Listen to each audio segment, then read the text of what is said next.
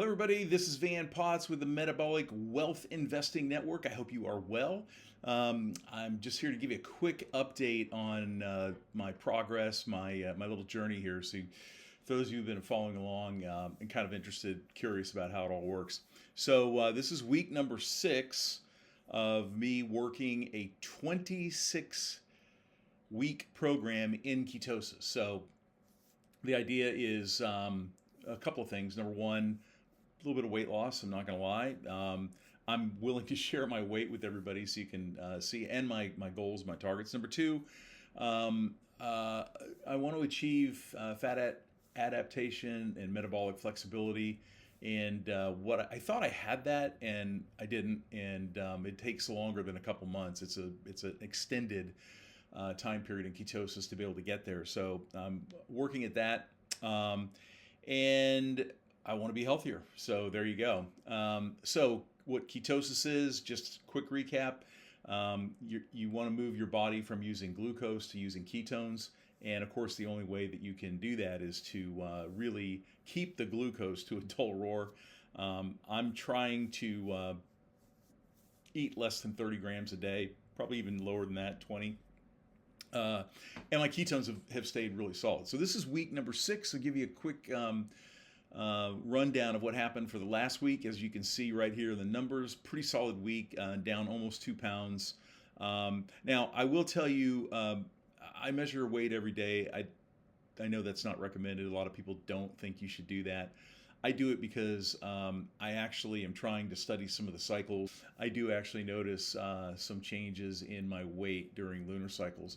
And the way that my whole biorhythm kind of works is that I will plateau like this for a while, and then all of a sudden I'll have a big drop down, and then I'll plateau again. And during those plateaus, I will go up and down. I mean, at one point last week, I actually was probably, I did.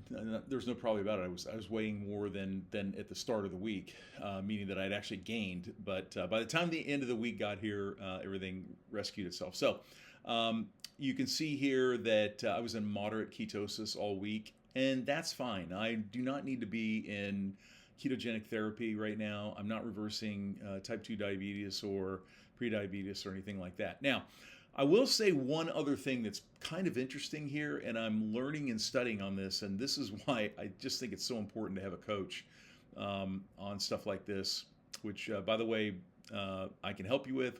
There's plenty of people I know that can help you with, but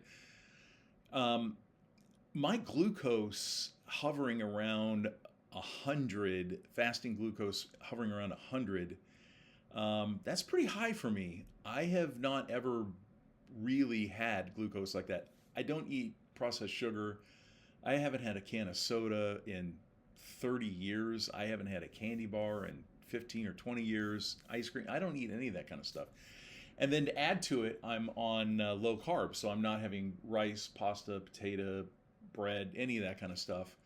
I'm not even eating. I mean, I'll eat a little bit of cruciferous, which has complex carbs in it, but I'm very low on that as well. So, two things. Number one, and this is not, by the way, this is not settled science. This is stuff that people are postulating. Doctors are postulating, but they don't have it settled yet. There are people working on it, but it looks like what happens is two things. Number one, I probably should be focusing more on fat and a little bit less on protein. Protein will absolutely result in a glucose spike and a resulting insulin spike. It will happen.